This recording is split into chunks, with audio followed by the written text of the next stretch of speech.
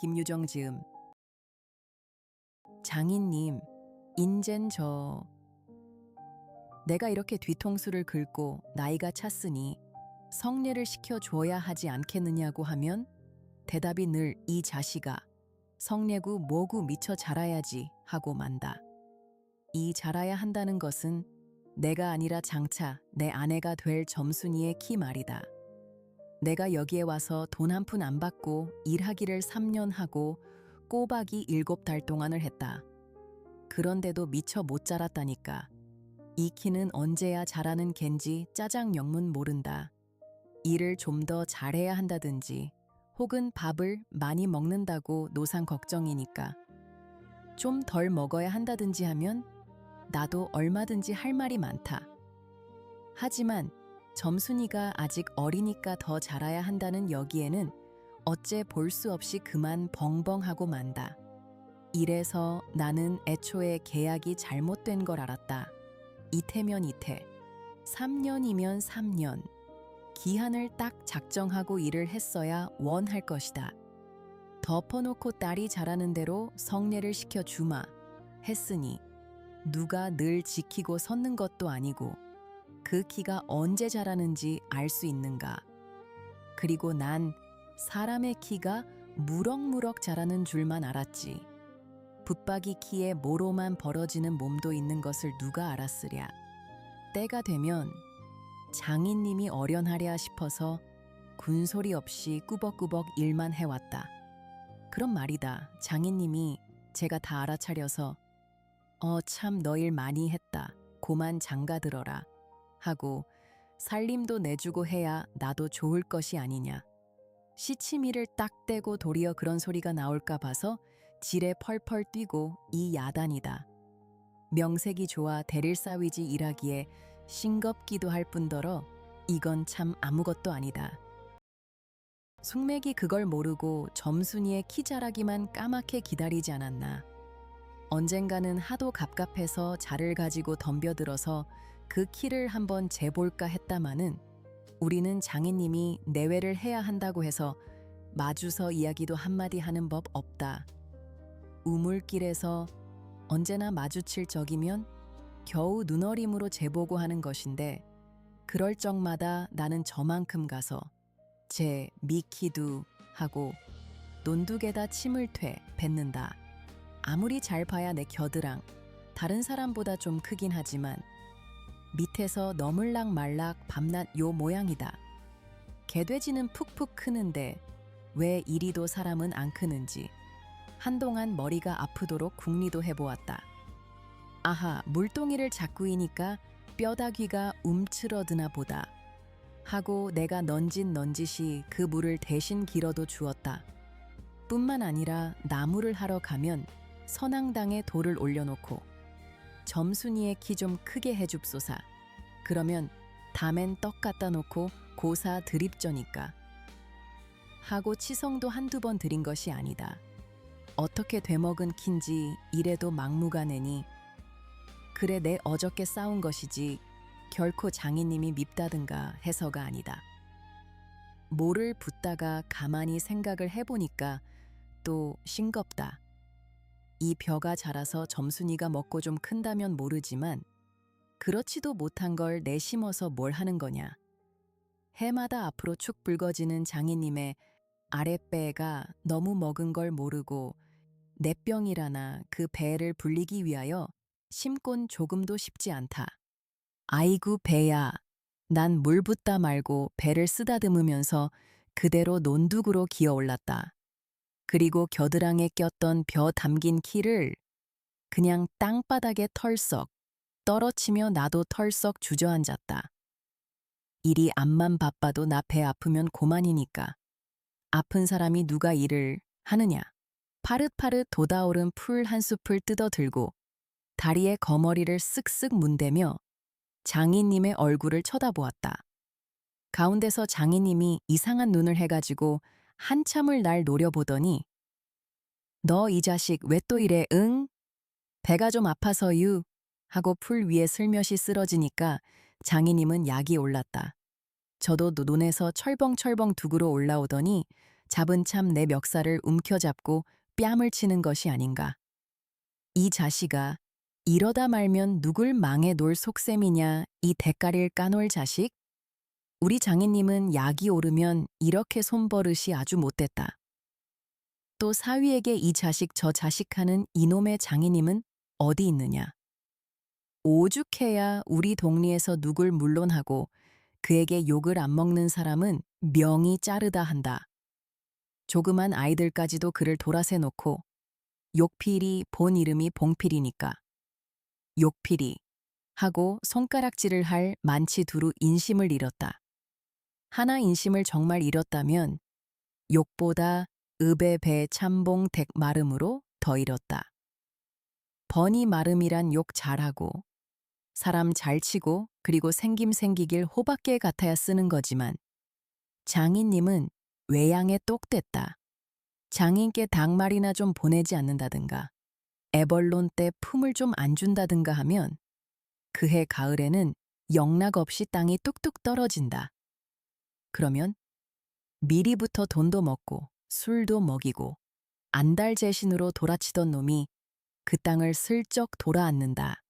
이 바람에 장인님 집 외양간에는 눈깔 커다란 황소 한 놈이 절로 엉금엉금 기어들고 동리 사람들은 그 욕을 다 먹어가면서도 그래도 굽신굽신하는 게 아닌가. 그러나 나에겐 장인님이 감히 큰 소리할 계제가 못 된다. 뒷생각은 못하고 뺨 한 개를 딱 때려놓고는 장인님은 무색해서 덤덤히 쓴 침만 삼킨다. 난 그 속을 퍽 잘 안다. 조금 있으면 갈도 꺾어야 하고 모도 내야 하고 한창 바쁜 때인데 나 일 안 하고 우리 집으로 그냥 가면 고만이니까. 작년 이맘때도 트집을 좀 하니까 늦잠 잔다고 돌멩이를 집어던져서 자는 놈의 발목을 삐게 해놨다. 사날씩이나 건숭끙, 끙, 알았더니 종당에는 거반 울상이 되지 않았는가. 얘 그만 일어나 일 좀 해라. 그래야 올갈에 벼 잘 되면 너 장가들지 않니. 그래 귀가 번쩍 띄어서 그날로 일어나서 남이 이틀 품들일 논을 혼자 삶아 놓으니까 장인님도 눈깔이 커다랗게 놀랐다. 그럼 정말로 가을에 와서 혼인을 시켜주어야 원 경우가 옳지 않겠나. 벼썸을 척척 들여쌓아도 다른 소리는 없고 물동이를 이고 들어오는 점순이를 담배통으로 가리키며 이 자식아 미처 커야지. 조걸 무슨 혼인을 한다고 그러니 원? 하고 남 낯짝만 붉게 해주고 고만이다.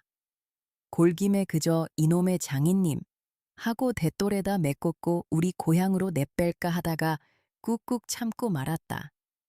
참말이지 난 이 꼴하고는 집으로 차마 못 간다.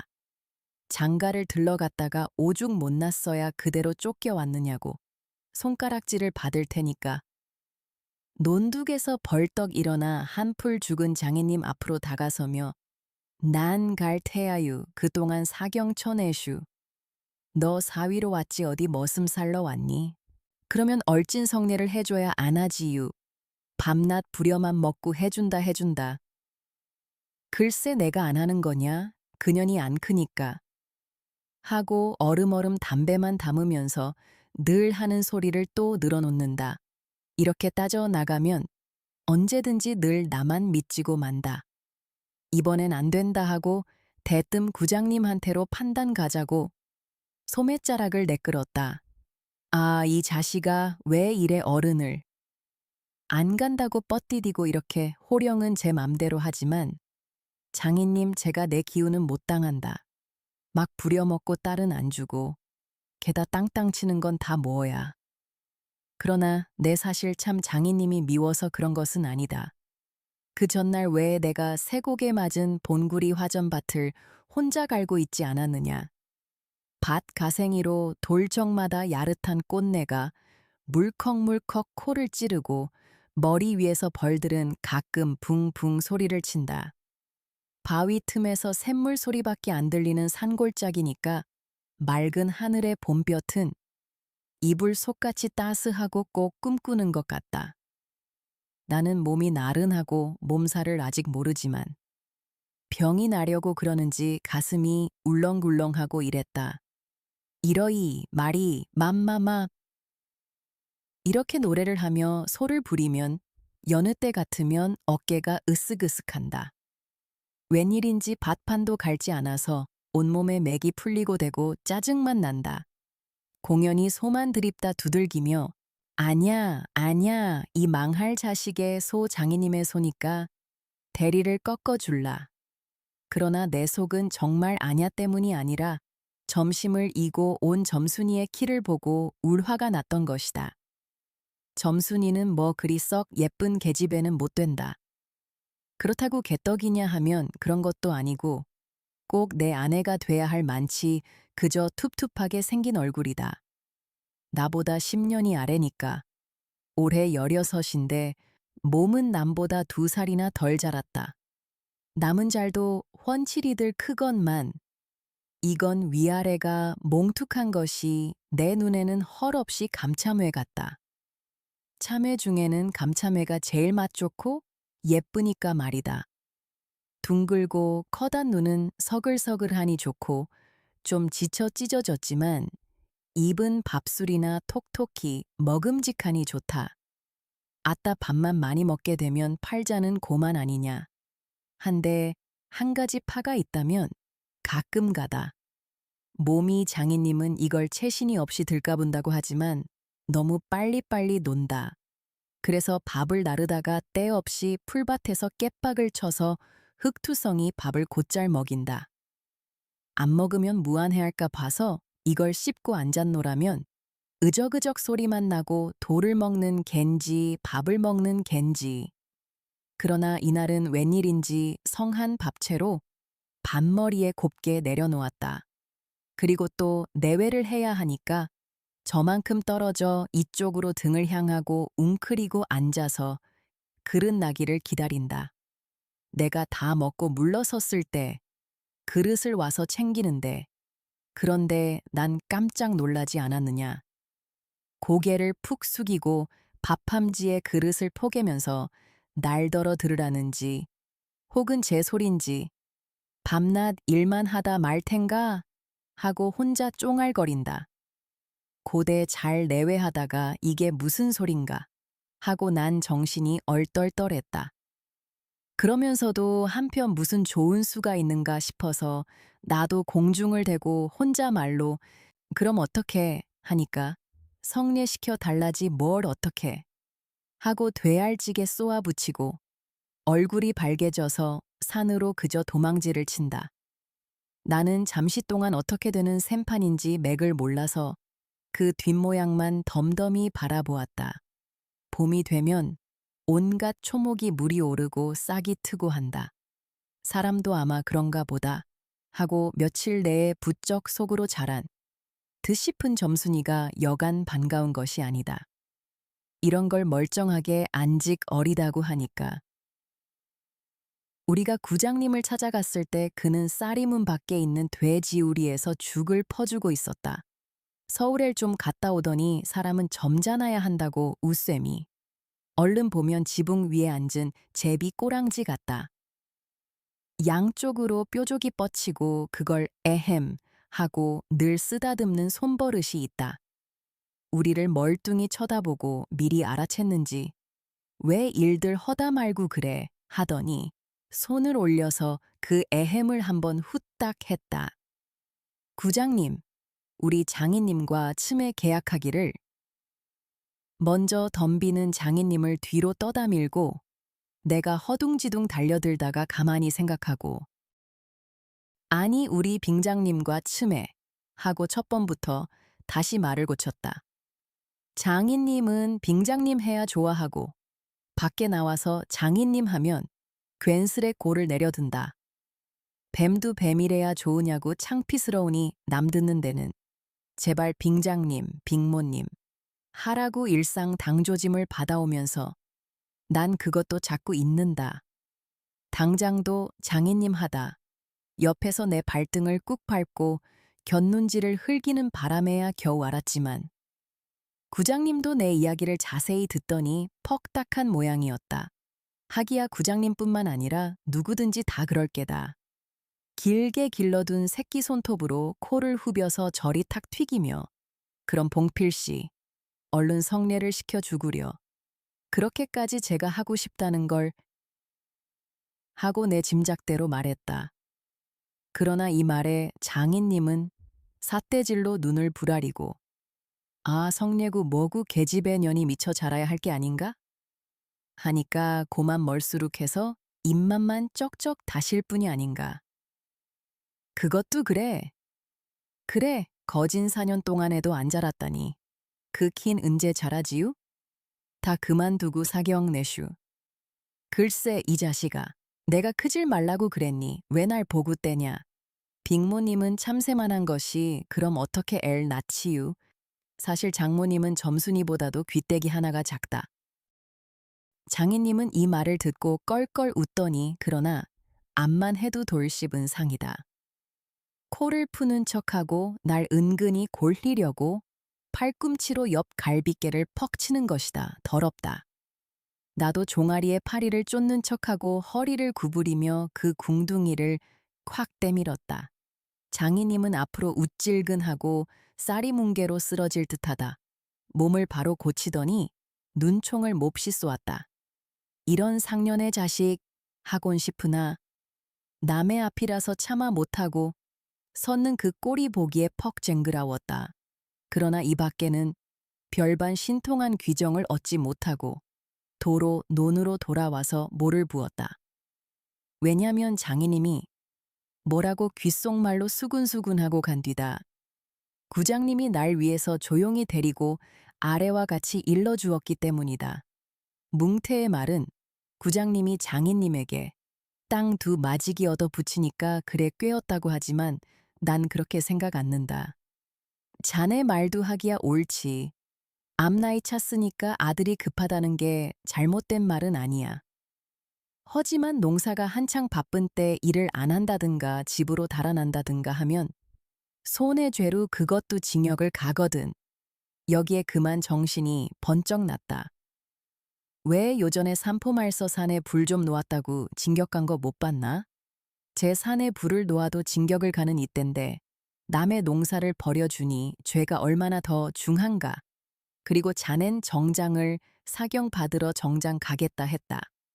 간때지만 그러면 괜시리 죄를 들쓰고 들어가는 걸세. 또 결혼도 그렇지. 법률에 성년이란 게 있는데 21가 돼야 비로소 결혼을 할 수 있는 걸세. 자넨 물론 아들이 늦을 걸 염려하지만 점순이로 말하면 이제 겨우 16이 아닌가. 그렇지만 아까 빙장님의 말씀이 올까래는 열일을 제치고라도 성례를 시켜주겠다 하니 좀 고마울 겐가. 빨리 가서 뭐 붙던 거나 마저 붙게 군소리 말고 어서 가. 그래서 오늘 아침까지 끽소리 없이 왔다. 장인님과 내가 싸운 것은 지금 생각하면 뜻밖의 일이라 안 할 수 없다. 장인님으로 말하면 요즘악 자긴들에게 행세를 좀 하고 싶다고 해서 돈 있으면 양반이지 별게 있느냐 하고 일부러 아랫배를 툭 내밀고 걸음도 뒤틀리게 걷고 하는 이 판이다. 이까진 나쯤 두들기다. 남의 땅을 가지고 모처럼 닦아놓았던 가문을 망친다든지 할 어른이 아니다. 또 나로 논지면 아무쪼록 잘 베서 점순이에게 얼른 장가를 들어야 하지 않느냐. 이렇게 말하자면 결국 어젯밤 뭉태네 집에 맛을 간 것이 썩 나빴다. 낮에 구장님 앞에서 장인님과 내가 싸운 것을 어떻게 알았는지 대고 빈정거리는 것이 아닌가. 그래 맞구두 그걸 가만둬? 그럼 어떡하니? 임마 봉필일 모판에다 거꾸로 박아놓지 뭘 어떡해. 하고 괜히 내 대신 화를 내가지고 주먹질을 하다 등장까지 쳤다. 놈이 본시 괄괄은 하지만 그래 놓고 날더러 석유값을 물라고 막 지다위를 붙는다. 난 어안이 벙벙해서 잠자코 앉았으니까 저만 연방 짓거리는 소리가 밤낮 일만 해주고 있을 테냐? 영득이는 1년을 살구도 장갈 들었는데 난 4년이나 살구도 더 살아야 해. 네가 세 번째 사위인 줄이나 아니? 세 번째 사위. 남의 일이라도 분하다 이 자식아. 우물에 가 빠져 죽어. 나중에는 겨우 손톱으로 목을 따라고까지 하고 제 아들같이 함부로 훅닥이었다. 별이별 소리를 다 해서 그대로 옮길 수는 없으나 그 줄거리는 이렇다. 우리 장인님이 딸이 셋이 있는데 맏딸은 재작년 가을에 시집을 갔다. 정말은 시집을 간 것이 아니라 그 딸도 대릴사위를 해가지고 있다가 내보냈다. 그런데 딸이 10살 때부터 19, 즉 10년 동안에 대릴사위를 갈아들이기를 동리에선 사위 부자라고 이름이 났지만은 열놈이란 참 너무 많다. 장인님이 아들은 없고 딸만 있는 고로 그 담딸을 대릴사위를 해올 때까지는 부려먹지 않으면 안 된다. 물론 머슴을 두면 좋지만 그건 돈이 드니까 일 잘하는 놈을 고르느라고 연방 바꿔드렸다. 또 한편 놈들이 욕만 줄창 퍼붓고 심의도 부려먹으니까 벨이 상해서 달아나기도 했겠지. 점순이는 둘째 딸인데 내가 일테면 그 세 번째 대릴사위로 들어온 셈이다. 내 담으로 네 번째 놈이 들어올 것을 내가 일도 참 잘하고 그리고 사람이 좀 어수룩하니까 장인님이 잔뜩 붙들고 놓질 않는다. 셋째 딸이 인제 6살, 적어도 10살은 돼야 대릴사위를 할 테므로 그동안은 죽도록 부려먹어야 된다. 그러니 인제는 속 좀 차리고 장가를 들여 달라고 떼를 쓰고 나자빠져라 이것이다. 나는 건성으로 엉엉하며 귓등으로 들었다. 뭉태는 땅을 얻어 붙이다가 떨어진 뒤로는 장인님만 보면 공연히 못 먹어서 으릉거린다. 그것도 장인님이 저 달라고 할 적에 제 집에서 위한다는 그 감투, 예전에 원님이 쓰던 것이라나 옆구리에 뽕뽕 좀 먹은 걸레를 선뜻 주었더라면 그럴 리도 없었던 걸. 그러나 나는 뭉태란 놈의 말을 전수히 곧이 듣지 않았다. 꼭 곧이 들었다면 간밤에 와서 장인님과 싸웠지 무사히 있었을 리가 없지 않은가. 그러면 딸에게까지 인심을 잃은 장인님이 혼자 나빴다. 실토이지 않은 점순이가 아침상을 가지고 나올 때까지는 오늘은 또 얼마나 밥을 담았나 하고 이것만 생각했다. 상에는 된장찌개하고 간장 한 종지, 조밥 한 그릇, 그리고 밥보다 더 수부룩하게 담은 산나물이 한 대접, 이렇다.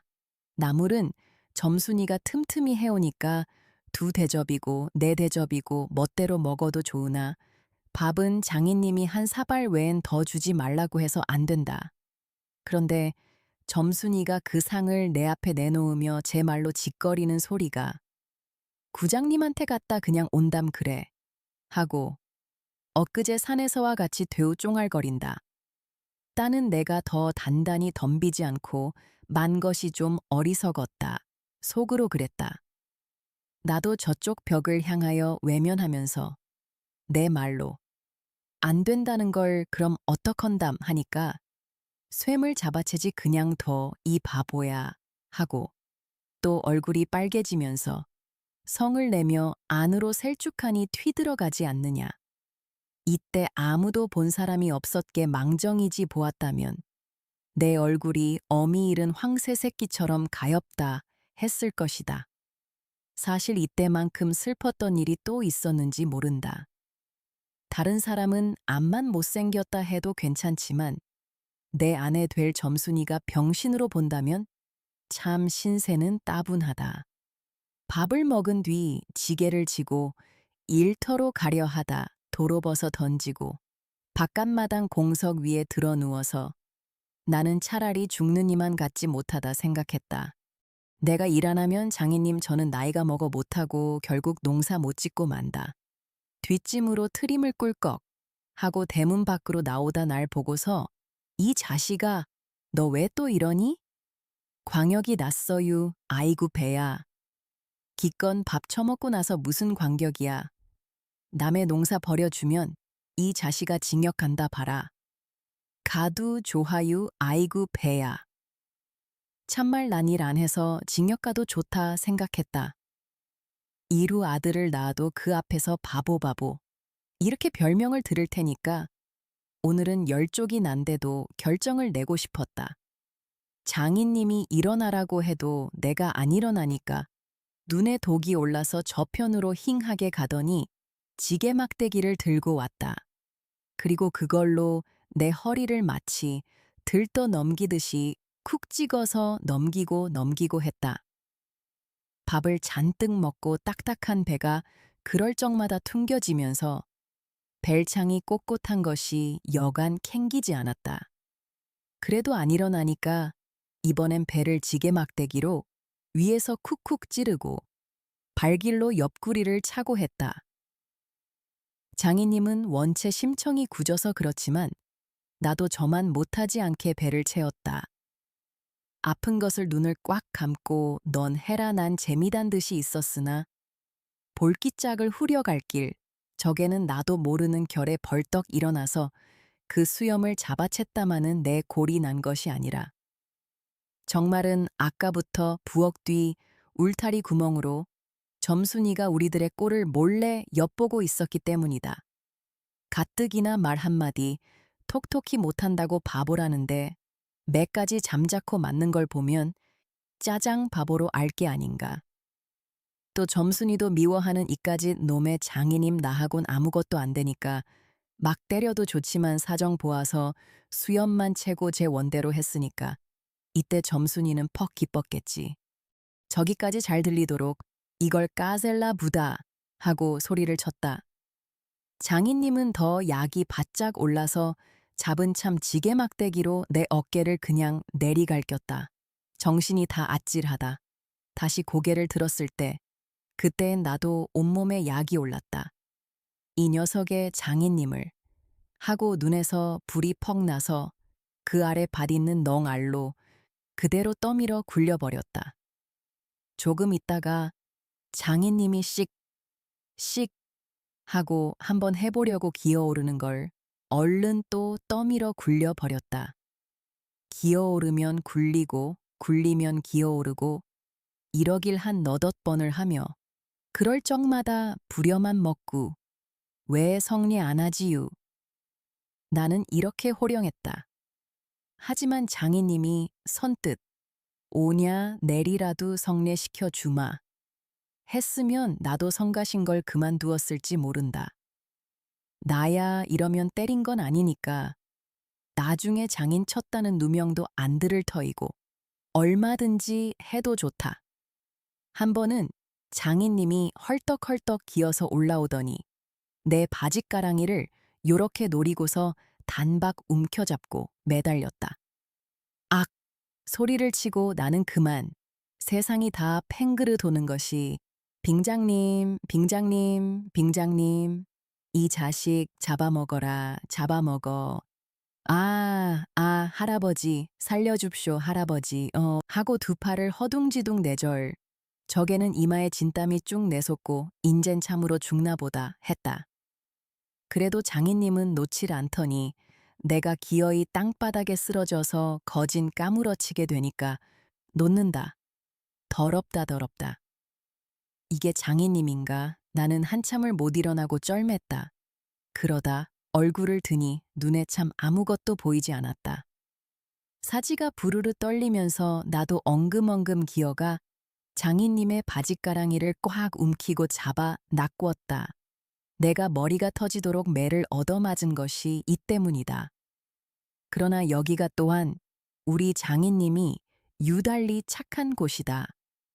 여느 사람이면 사경을 주어서라도 당장 내쫓았지. 터진 머리를 볼 솜으로 손수 지져주고 호주머니에 희연한 봉을 넣어주시고 그리고 올 가랜 꼭 성례를 시켜주마.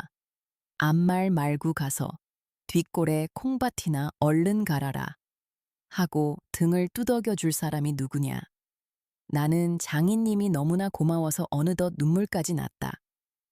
점순이를 남기고 이젠 내쫓기려니 하다 뜻밖의 말을 듣고 빙장님, 인제 다시는 안 그러겠어유. 이렇게 맹세를 하며 부랴사랴 지게를 지고 일터로 갔다. 그러나 이때는 그걸 모르고 장인님을 원수로만 여겨서 잔뜩 잡아당겼다. 이놈아, 놔라, 놔. 장인님은 헛손질을 하며 솔개미에 챈 달개 소리를 연해 질렀다. 놓긴 왜 이왕이면 호되게 혼을 내주리라. 생각하고 짓궂이 더 댕겼다마는 장인님이 땅에 쓰러져서 눈에 눈물이 피잉 도는 것을 알고 좀 겁도 났다. 할아버지, 놔라, 놔. 그래도 안 되니까 얘 점순아. 이 악장의 안에 있었던 장모님과 점순이가 헐레벌떡하고 단숨에 뛰어나왔다. 나의 생각에 장모님은 제 남편이니까 역성을 하는지도 모른다. 그러나 점순이는 내 편을 들어서 속으로 고소해서 하겠지.